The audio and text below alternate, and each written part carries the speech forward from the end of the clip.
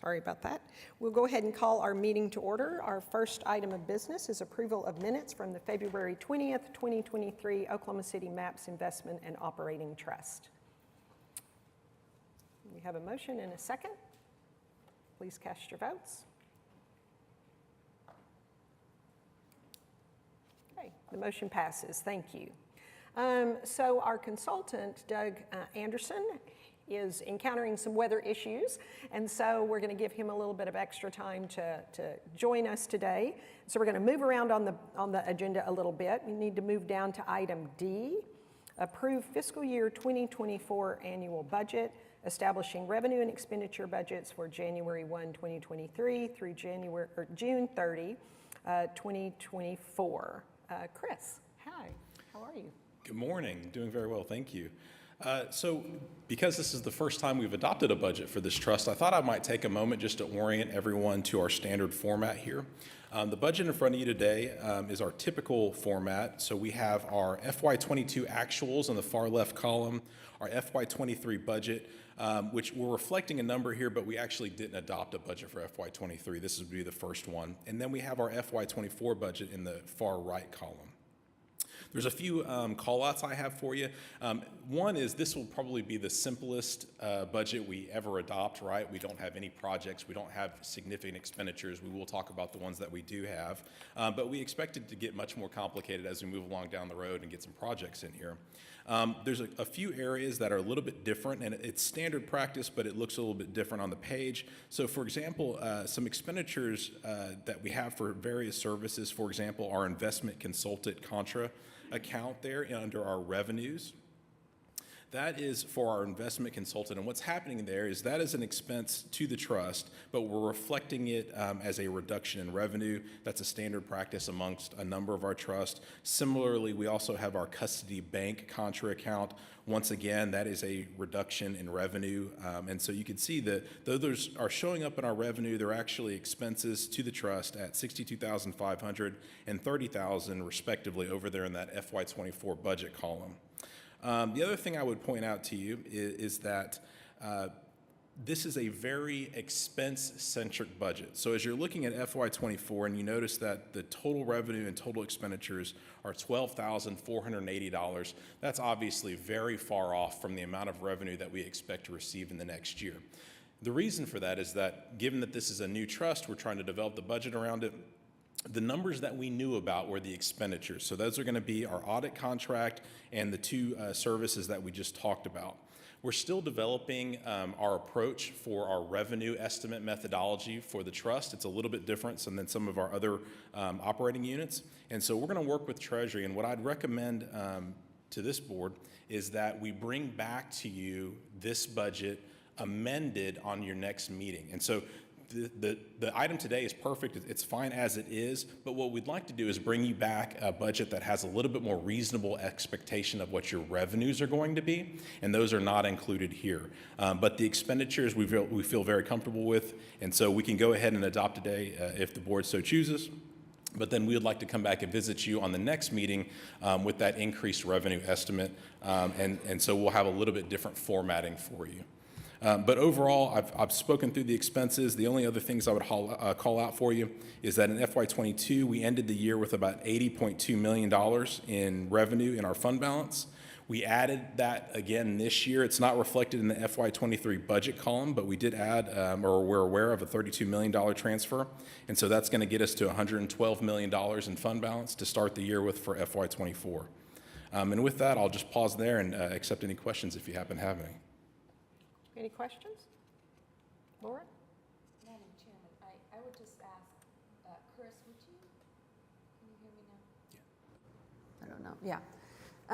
Would you explain why it's important for us to have an interim budget since we won't be having those true revenues available to us for at least another quarter?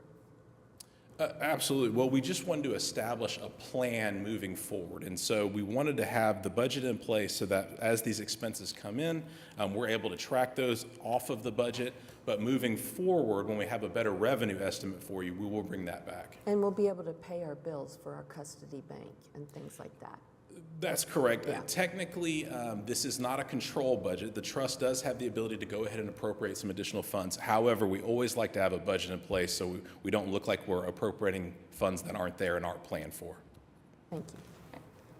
Other questions or comments? Okay. Chris, thank you. Thank you so much. So if not, I would take a motion in a second to approve. Okay, please cast your votes. Whoops. Okay. Okay, the motion passes. Thank you very much. Okay, we'll move on to item E, amendment number 1 and restated audit contract with Allen Gibbs and Hulig, LC, to include audit services for fiscal year 2022-2023. Estimated cost $12,480. Do we have a presentation or just the item? Okay. Any questions on this amendment? Okay. Not, I take a motion in a second. Please vote. Okay, motion passes. Thank you. Oh, whoops. So fast. Sorry. That's okay. There we go. It still passes. Great, great. Thank you. And now moving on to item F, ratify claims from February 8, 2023 to May 9, 2023. We have 4 claims totaling $31,542.33, and they are all related to the custody, bank services, and the external auditor. Any questions? Okay, not. Take a motion in a second. Please vote. Okay, motion passes. Thank you. So I think we'll just take a pause for a minute as we wait for Doug to join us. So. Yes, Randall just stepped out to see if he could get a status update of where Doug is currently, and when we get that, we can update you. Okay, thank you.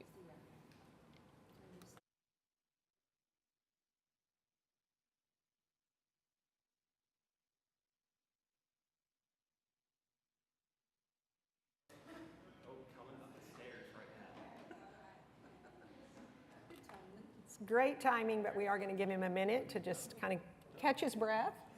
Apparently there was some pretty bad weather coming in from Tulsa. You could see it, but you got to actually experience. Doug, take a minute. Yeah, take a minute, get yourself settled. Thank you, Madam Chairperson and trustees. That was a harrowing drive-in. As I was talking to Matt on the way in, I said, it's going to be very, very close. Yeah. I turned off at I-44, and 35 was completely stopped. Oh, goodness. So I went over all 4 lanes, dead traffic, no visibility. Service road was flooded, so. Oh, my. It's been, well, thank you for making the harrowing journey to be with us this morning. So we went ahead and went through the items on the budget that were not related to you. So we're going to go back up to item 3A and receive our quarterly investment report for period ending March 31st, 2023, if you're ready. I'm ready. Okay, let's ready. go. I caught my breath. Well, thank you for having me, and sorry about being late. I normally leave 2 hours, but I actually did have to stop a couple of times because there was no visibility. Wow. And I was looking out of the parking garage here, and I said, if I had not just been through this, looking north, I would not believe it, because it doesn't look like it's that dark up there, but it really was Really bad. not a fun trip over, but I'm glad I'm here. We are as well. So I'm going to go through this briefly. This will not be all of our conversation today. We've got some other things to talk about because of some operational issues. But the first quarter of this year was actually pretty good. As we're looking at today, earnings reports for the first quarter are coming out now. They're 8% better than they were last year. So the economy continues to grow at a modest pace, as evidenced by corporate America. Unemployment is very low, 3.4%. U.S. GDP growth for the second quarter is expected to be better than 2%, despite the fact that the Federal Reserve is trying to slow economic growth dramatically,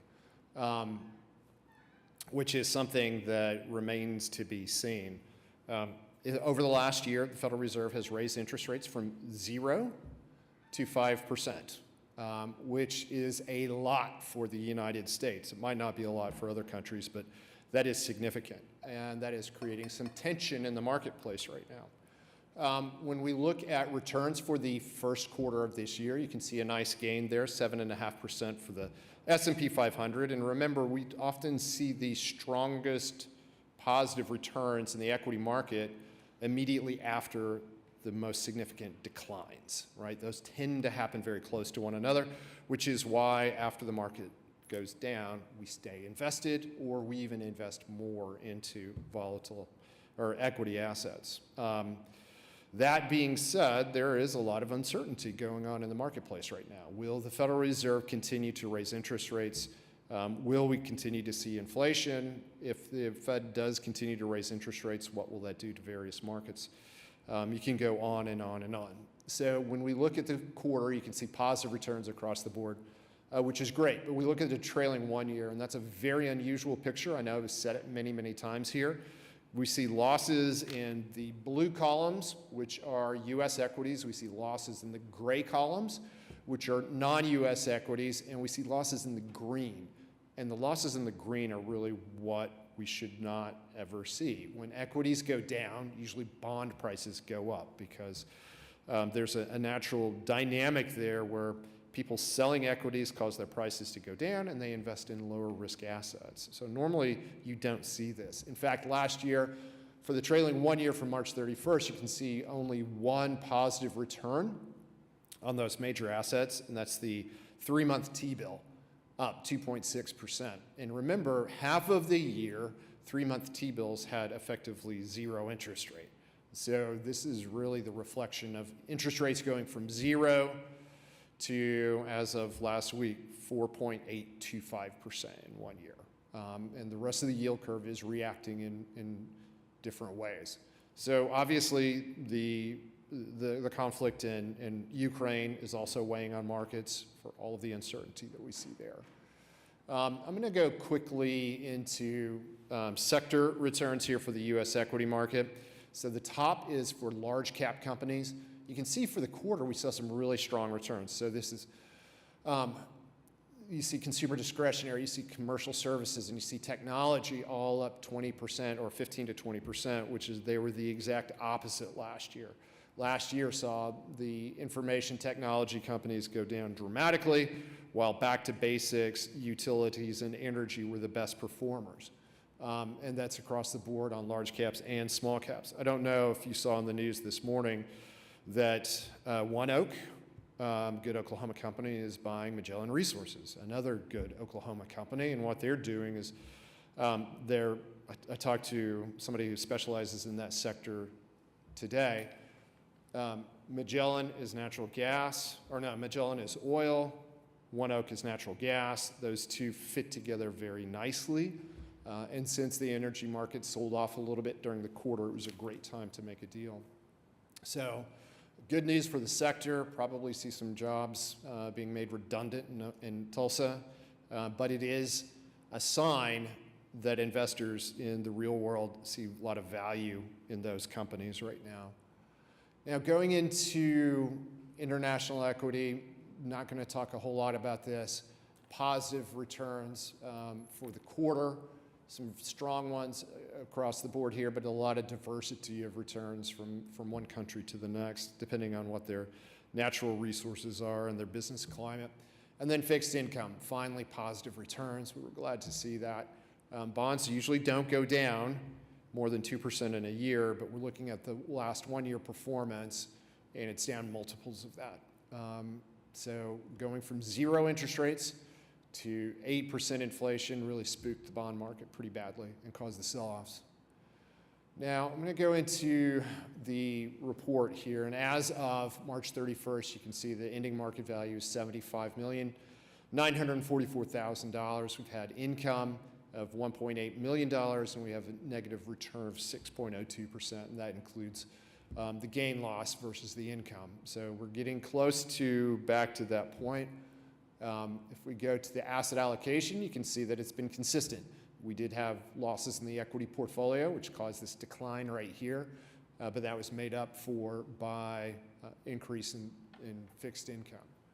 Now, going for the asset allocation, this is the big picture.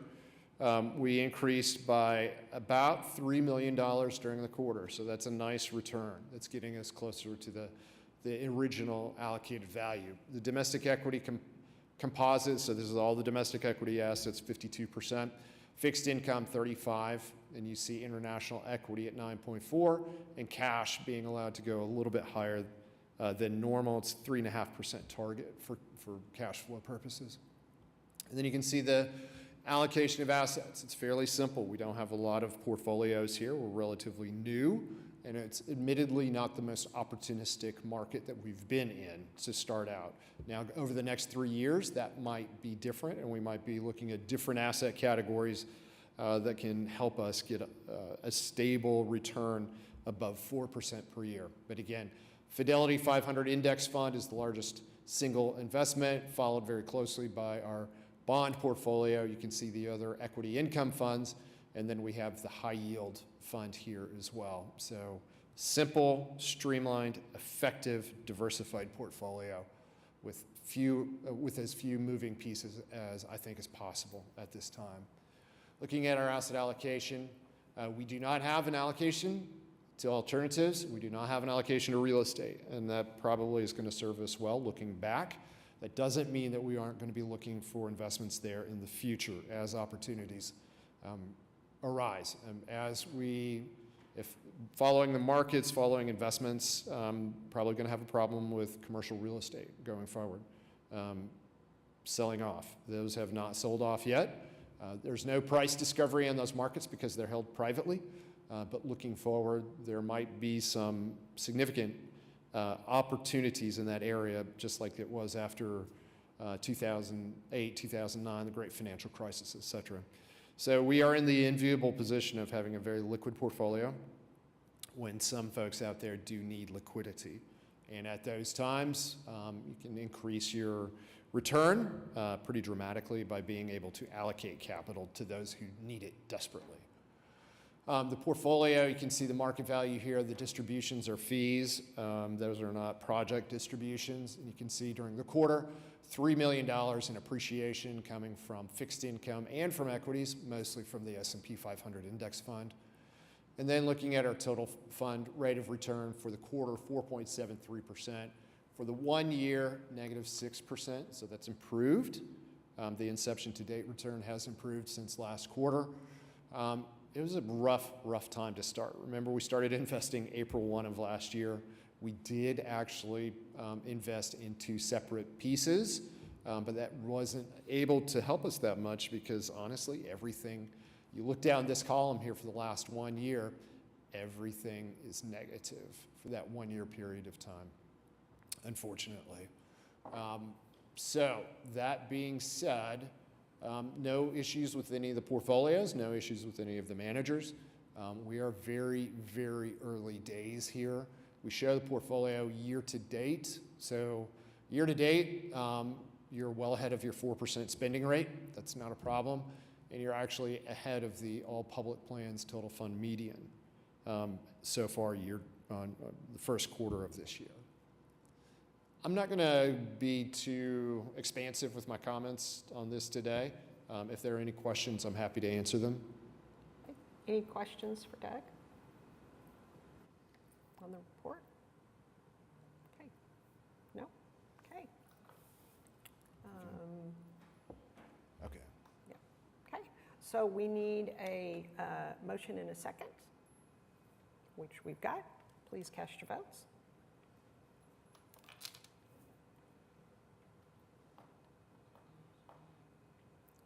Motion passes. Thank you. Thank you. All right, Doug, we'll keep with you.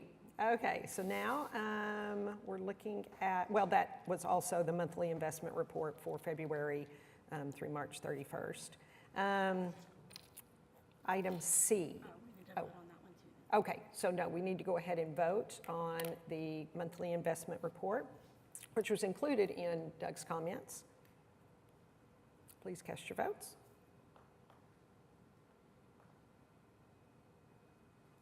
Okay, the motion passes. Thank you. So as we move on to item C, we wanted, given where the market's been and this additional allocation of revenue from the MAPS office of $30.5 million, we asked Doug to consider a different investment opportunity for us, something that was lower risk. So I think he's got some information that he's going to present as an option for us. So item C is resolution authorizing temporary asset mix allocation strategy for $30.5 million in newly invested money due to extraordinary market conditions. Very good, thank you. This is very exciting, the additional allocation. And it's an interesting time that it's coming in.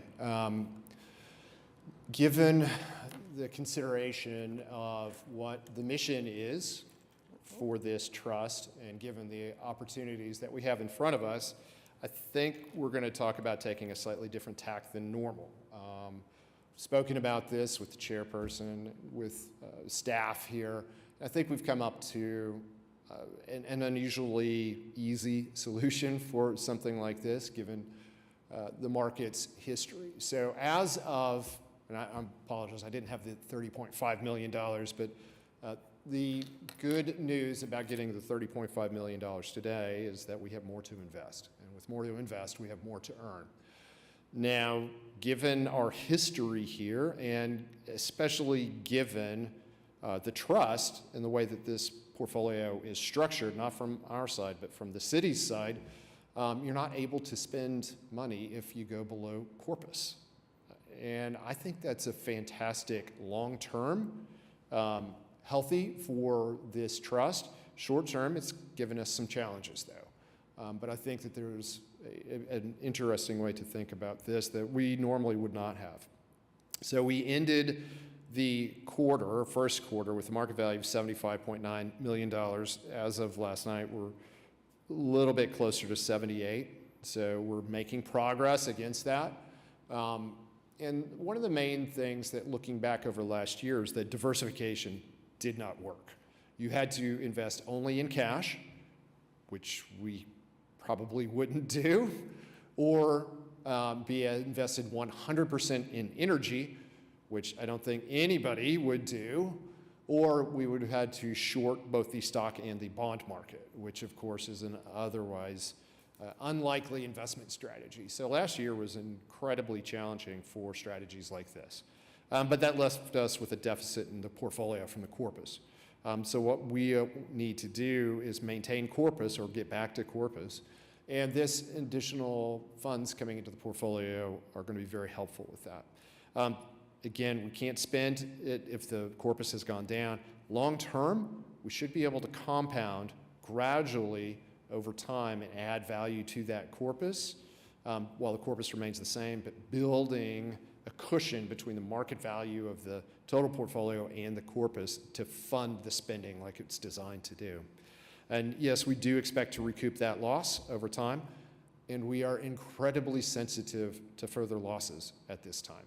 I had a client come to me very early in my career. It was a corporation with a pension plan, and after they had a very difficult year, they had to make a large contribution, which they were not entirely happy about making. They didn't think it was the most productive use of capital, and I was admonished, do not lose the contribution. And so I've been down this path before, and I understand the sensitivity to this. So to start very high level, the investment policy statement was written in a way that allows us some flexibility. Normally, asset allocation is very strict, it's very disciplined, that says that if you have new dollars coming into the portfolio, you need to allocate it according to our long-term plan. I've taken these two paragraphs from page 9 of the investment policy statement, which we approved a little bit more than a year ago. Highlighted areas tell me everything that I'm looking for, which says that at times of When market conditions or investment strategy may require an interim investment strategy, you are not required to remain strictly within the designated ranges. So by policy, what I'm going to suggest in a few moments is allowed. And it's allowed in two ways. That first paragraph, I did not include the grid that's on another page. It should be between these two paragraphs. And then the final one there, unless extraordinary market conditions exist. And I think that they do exist today.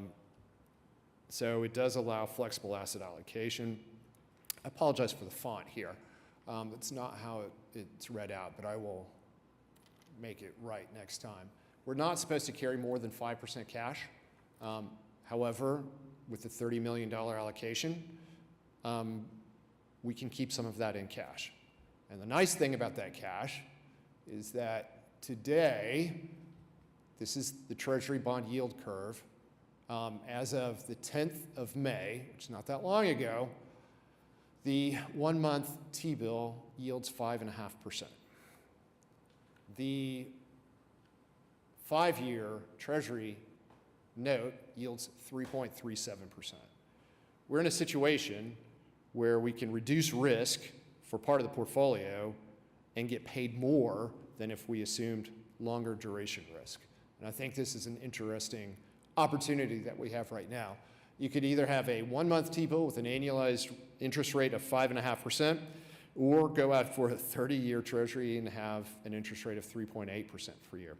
This curve is not supposed to look like this. This curve is normally upward sloping to the right. But since the Federal Reserve has raised interest rates from 0 to 5% over the last year, and the fact that we have this debt ceiling issue that is worrying the markets, we can invest in short duration money market funds, and which are composed of these, and earn a 5% yield, which is not something that we've seen in well over a decade. So I hope you see the direction I'm going here.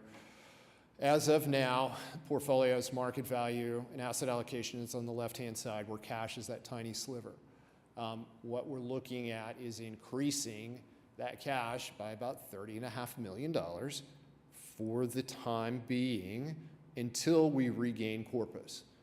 $33 million, I'm bad at public math, but by 5%, it's about, what, $1.5 million in interest over 1 year. Last year, we would have been lucky to get $100,000 of interest over that 1 year. So I want to propose, and hopefully you will consider, allocating the additional investment from the city into cash for the time being. Low risk, higher return than it's been over the past 15 years, and a safe way to reduce the overall volatility of the portfolio until we evaluate that it's a safer market environment to invest into our target allocation. Okay. Anything else? Oh, go ahead. I would like to say, and the last is, I think I've paraphrased all of this, but one item, the very bottom bullet point here, however, if the stock and bond markets rally while the contribution is held in money market fund, we will be reducing our overall total return. That's the price we pay for keeping the money in cash. And as your investment advisor, I have to say that this is a good solution, but if markets go up for some reason while we are holding cash, our total return will be reduced, although not reduced as much as it otherwise would be because short-term interest rates are very high right now. I do have a question. Yes. So, and bear with me because this is just my brain working right now. So I am on the OPEB trust also, and I just want to say that I commiserate with all of you who are feeling this, oh my God, what is happening to this money thing going on? Because when we started the OPEB trust in 2008, we had a very similar situation. 2008 should ring a bell with some of you, and it was ugly and horrible. The difference, of course, is that this particular trust is charged with allocating money to actual operating programs, and so the responsibility feels a little bit more intense, I think, to try to recover that corpus. But during that time, and actually most recently, Doug, you told the OPEB Trust a sort of statistical story about how many days you have to be out of the market to lose money. Right. Do you recall that? Because I do have a follow-up question, but I don't want to put you on the spot about those statistics, but it was a strikingly small number of days that you had to be out of the market in order to actually lose money. You think you can, oh, I'm losing money, I'll just pull my money out and then I'll put it back in when the market's doing better. Right. And your chances of catching that are so small. I'm concerned because we only meet quarterly, that we might miss that opportunity. And so I'm trying to think of or look for, and Laura, this is where you might be able to help me, something that we could bring back at our next meeting to authorize the staff and our financial advisor perhaps to work together to do a better job than of catching that upswing than we might do by only being able to meet quarterly. Right. So you're looking for staff to be able to take action without the trust having met? So for the trust to possibly authorize that sort of With certain indicators that they and can with go a ahead. ratification, I wouldn't want the trust to never act on it. So the way the investment policy is worded, we've set the investment policy and we've approved all of the money managers, and that gives the trust the authority to let Doug invest it however it is. We probably could have done this action without coming to the trust, but we felt for transparency's sake and to make sure that there was a consensus among the board, we brought this item. So if there is an extraordinary position, we would have the authority to go ahead and invest that in a way that's approved by, because it'd essentially be rebalancing our portfolio, which is one of the things we're directed to do. And rebalancing it back to our regular policy. Yes. Yeah. Okay. Because one of the questions or discussions we've had is when money markets go from 5.5 to 3.75, we don't really want to be in there. In The that consensus cash was you anymore. didn't really want to do that because we're below our 4% that we'd like to recover. So I anticipate you would monitor that, and when you felt like, I would assume it probably, when the Fed starts lowering the rates, it's when the Federal Reserve lowers the bank rate, then that would more than likely start triggering the opportunity to do that. Correct. So normally, it's to earn higher interest, you have to take more maturity risk, right? That's normally, like I said, I'm going to go back. That is not normal. You should not earn more money by taking less risk, but we're in this unusual environment.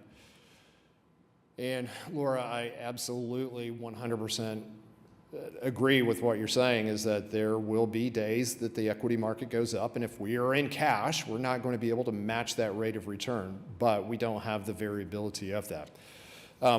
Going back to the OPEB Trust, and that has been a fantastic story and relationship of our firm with Oklahoma City. If you go back to 2008, 2009, this opportunity was not in front of you. Right. Rather than the Federal Reserve raising interest rates, they were dropping them as quickly as they could. Right, and we were never in an environment where we had a strong piece of cash to deposit. We deposited a big amount to begin with, and then we were just gradually adding over time. Right, and if also one other caveat on this, and that's this is sort of order of returns or order of operations.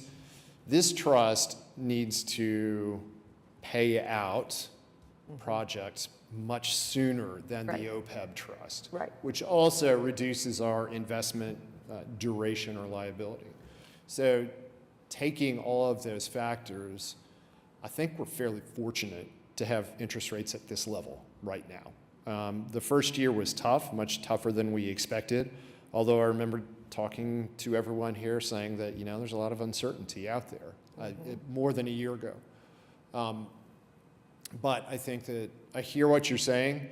We're not going to 0% equities, Laura. This is, Right, we're going to I know. have still the same 46, 47, $50 million invested in equities, but we're not going to have more than that for the time being. And although we may have the authority to rebalance the portfolio, like Matthew said, we're not going to make any large-scale moves without reaching out and getting approval, if you will, before doing that. I think that's poor business and communication strategy from my end. But thanks for bringing that question. It's a great question. All of these portfolios are different, and the cash flow patterns are different from here to the OPEB trust. Do you anticipate, if we do this, when it's time to move the money back into the market, that we do it all at one time, or we do Gradually. gradually? I would say I can't anticipate exactly what that is, but my inclination is to do gradually. Okay. Again, if you think about this, if the equity markets go up, equity markets could go up 20%. If the bond market goes up, the bond market could go up 3, 4, 5%. So in my mind, you're really only foregoing the opportunity cost on the equity portion, but that's also the highest volatility portion also. And once we get back to, I think that it's going to be a real milestone to get back to Corpus, and then that's when the real changes will start to gradually occur. Other comments or questions? I have a question. Will someone remind me how we've come to receive the additional 30 million? So that was, so in the MAPS program, that was the total that was initially intended. But I can go into the details, but we needed to use a portion, that 30 million for another project until we got paid back in essence. And so the MAPS got paid back that 30 million, and so it was time to go ahead and make that allocation to the trust. Okay, thank you. You're welcome. Other questions or comments? I just have one Yes. quick comment, really, or question. So this is the best thing that we can do in order to make sure that we are meeting those payments to the operators of some of our MAPS projects for MAPS 4. This is, if all goes well, best case scenario to get us there quicker. Well, the goal is, yes, to regain our corpus and be able to begin making those distributions as quickly as possible. I think in talking with Doug and Matthew and Brent, we talked about, given the volatility in the market, having this additional revenue, did we want to take a slightly different course that was more conservative, not as volatile, maybe not as, as Doug has pointed out, if the market jumps up 20%, and we're in a T-bill or money market or whatever you choose for 3 months or some, and I guess in my mind, I'm thinking when I look at that curve, because in my business, we've gone through this recently too, thinking about those shorter term, the 2-3 month, kind of rolling those and watching the market, how it goes. So do we absolutely know that this strategy is going to work? No. Do we feel like there is a sensitivity to reducing the risk of additional loss? Yes. And so that's kind of the impetus for this conversation today. One last thing, if equities do go up 20%, we'll still be happy. Right. We'll Yes, still be yes, very we happy will. if that Yes. happens. We will not be sad that it's No, up we will 20%. One more question. How soon do we plan on making the allocation when we agree?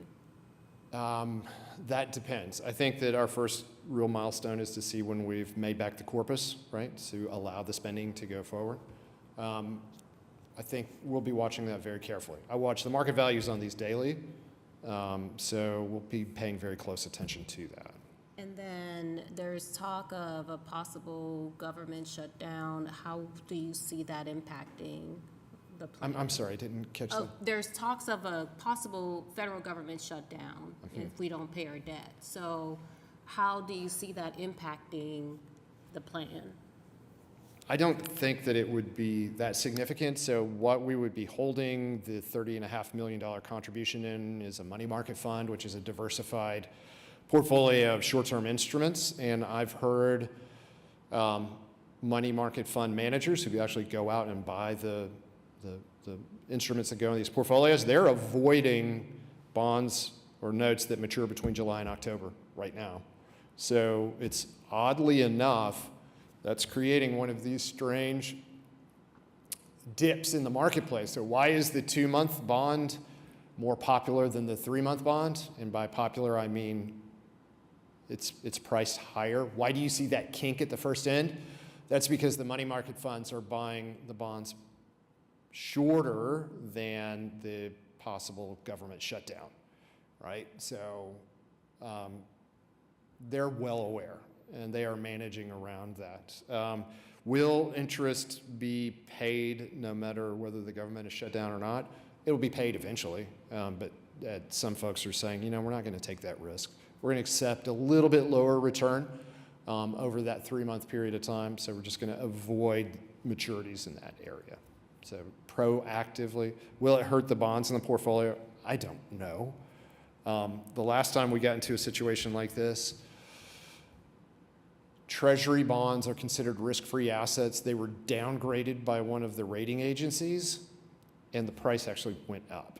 So I'm not going to try to forecast what would happen. Thank you for the question. Yeah, yeah. Well, and another answer slightly on your first part of your question.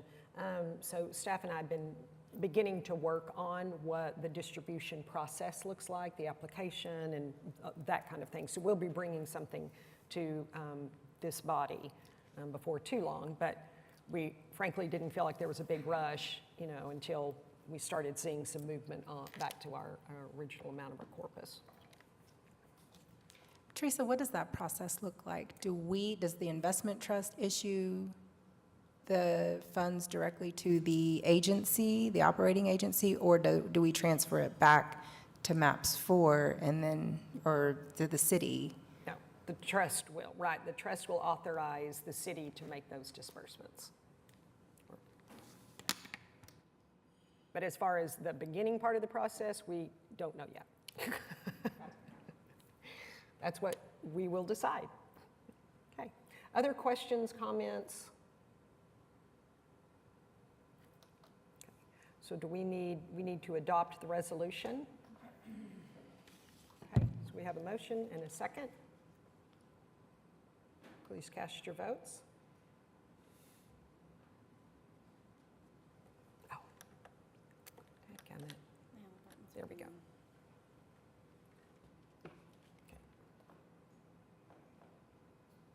Okay, motion passes. Doug, thank you very much for your presentation and your thoughtful presentation of an alternative for us. Thank you, Madam Chairperson, and apologies that I was late. No, thank you for is getting here important. safely. Yes, thank you very Thanks for much. not just turning around. Wasn't that bad. No, okay, good. Thank you. Okay, moving on to item 4, comments from trustees, staff, and interested parties. Do we have anyone signed up to speak today? No? Okay, any comments from staff? No? Comments from trustees? Any comments? Okay, I would just say for those mothers around, those of us who have mothers, I hope yesterday was wonderful and that you felt valued and appreciated, and we will go out and swim on our way. So if there's no other business, we are adjourned.